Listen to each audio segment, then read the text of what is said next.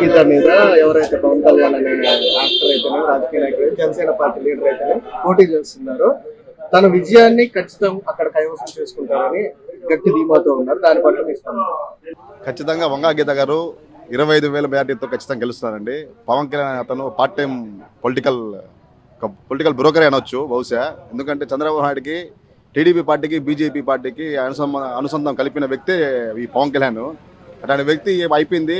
గత 2 days back అతను హైదరాబాద్కి ఓజీ షూటింగ్ వెళ్ళిపారంట. అంటే అతను బతికే ఒక పార్ట్ టైం లైఫ్లో ఉన్నాడు. ఈ వంగా గీత అనే ఆవిడ గతంలో వాళ్ళ అన్నగారైన చిరంజీవి గారు పార్టీ పెట్టినప్పుడు వంగా గీత గారు ప్రజారాజ్యం పోటీలో నుంచి గెలుపొందారు. మరలా మన వైఎస్ఆర్సీపీలో నుంచి వంగా గీత గారు ఖచ్చితంగా వైసీపీ నుంచి 25,000 మెజార్టీతో ఈ పవన్ కళ్యాణ్ మీద గెలవబోతున్నారండి. అంటే పిఠాపురంలో సినిమా ఇండస్ట్రీ మొత్తం వచ్చి ప్రచారం చేయడం జరిగింది.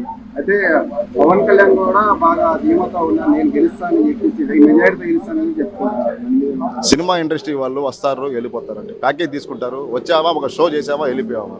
కానీ పర్మనెంట్గా ఉండేవాళ్ళు పొలిటికల్ లీడర్స్. అక్కడ ఏమైనా సమస్య వచ్చినా, కార్యకర్తలకి సమస్య వచ్చినా, అక్కడ లోకల్ ప్రజలకు సమస్య వచ్చినా ఉండేవాళ్ళు పొలిటికల్ లీడర్స్. ఈ సినిమా ఇండస్ట్రీ వాళ్ళందరూ పార్ట్ టైం జాబ్ అనమాట. వచ్చారు, పవన్ కళ్యాణ్ మీద అభిమానంతో వచ్చారు, వెళ్ళిపోయారు, మేకప్ వేసుకున్నారు, ప్యాకప్ అయిపోయారు. ఇంతకు మించి అక్కడ ఏం లేదండి. ఖచ్చితంగా వంగా గీత గారు గెలవబోతున్నారు. జగన్మోహన్ రెడ్డి గారు ఖచ్చితంగా గెలుస్తారండి. ఖచ్చితంగా గెలుస్తారు. కేవలం రోజా గారిని ఎందుకు వాళ్ళు ట్రోల్ చేస్తారంటే, పవన్ కళ్యాణ్ అనే వ్యక్తిని ట్రోల్ చేయడం వల్ల సినిమా ఇండస్ట్రీ వాళ్ళు రోజా మీద ఖచ్చితంగా గట్టిగా ట్రోల్ చేస్తారు. ఆవిడ కూడా సినిమా ఇండస్ట్రీ బ్యాక్గ్రౌండ్ ఉంది కాబట్టి. హిందూపురంలో బాలకృష్ణ గారు అతని ఆవేశమే అతన్ని ఈసారి ఖచ్చితంగా ఓటమి పాలవుతారని 100% నిరూపణ అవుతుందండి. 151+. మా అధినాయకుడు ఏదైతే కాన్ఫిడెంట్ గా చెప్పారో 151+, ఈసారి ఖచ్చితంగా మెరుగైన మెజార్టీ వస్తుందని, మెరుగైన సీట్లు వస్తాయని మా అధినాయకుడు ఏ విధంగా నమ్ముతున్నారో అదే విధంగా మేము కూడా నమ్ముతున్నాం.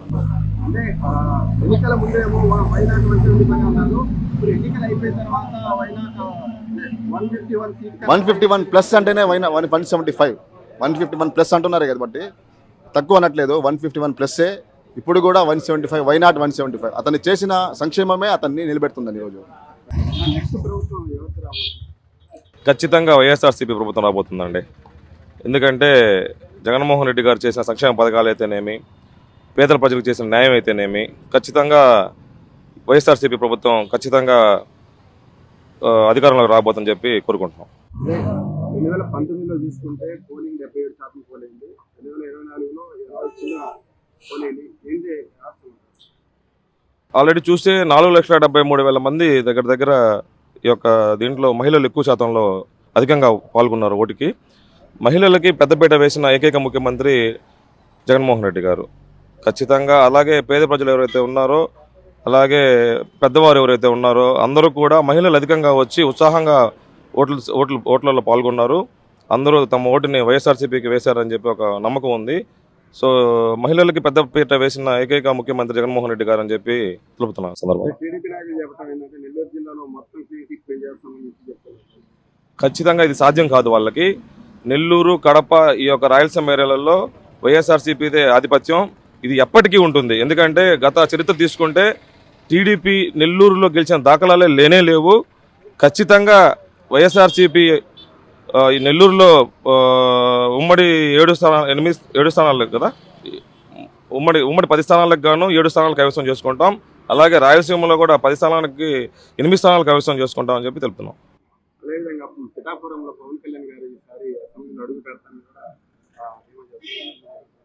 పవన్ కళ్యాణ్ గారు కౌన్సిలర్గా ముందు గెలిస్తే ఆ తర్వాత ఆయన ఎమ్మెల్యేకి అర్హుడు అవుతాడు.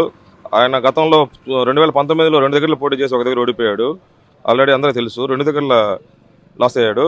ఖచ్చితంగా పిఠాపురంలో వంగా గీత గారు ఖచ్చితంగా గెలుస్తున్నారు. పవన్ కళ్యాణ్ గారు ఇది ఓటమి తప్పదు. ఆయన ఒక నాయకుడిగా గుర్తింపు లేనే లేదు. అతను ఒక నాయకుడు కాదు, ఒక యాక్టర్ మాత్రమే.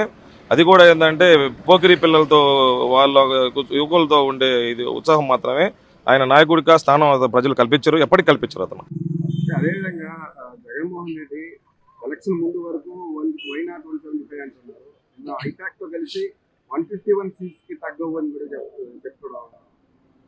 ఎస్ ఆబ్వియస్లీ, ఎందుకంటే వైనాట్ 175 అంటే ఇప్పుడు చూసుకోండి, 2019లో అధికారంలోకి వచ్చిన తర్వాత 2 సంవత్సరాలు కరోనా మనల్ని వేధించింది.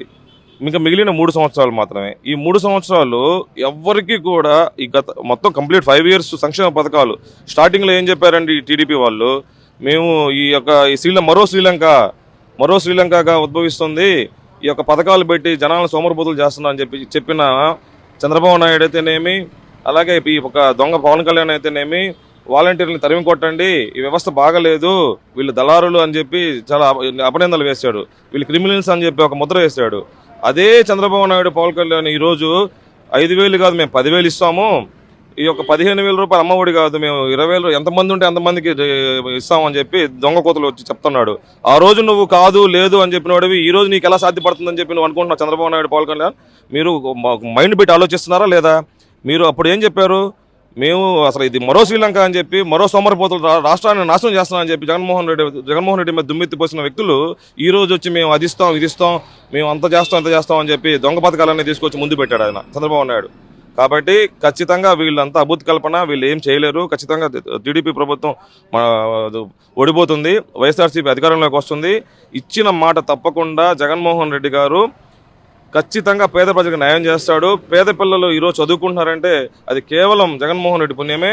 పేద ప్రజలు పుష్టిగా భోంచేస్తున్నారంటే అది జగన్మోహన్ రెడ్డి గారి పుణ్యమే. ఓవరాల్ గా ఎలక్షన్స్ అయితే బాగా శాంతియుతంగా జరిగింది, అంటే పోలింగ్ అయితే బాగా జరిగింది. ఈ పోలింగ్ ఎవరికి ఎక్కువ పడింది? అవునండి, ఖచ్చితంగా అది వైసీపీకి పడి ఉంటుంది. ఎందుకంటే మహిళలు అధిక శాతంలో ఓటర్లుగా పాల్గొన్నారు. మహిళలకు ఎక్కువ ప్రాధాన్యత ఇచ్చిన వ్యక్తి జగన్మోహన్ రెడ్డి గారు కనుక ఖచ్చితంగా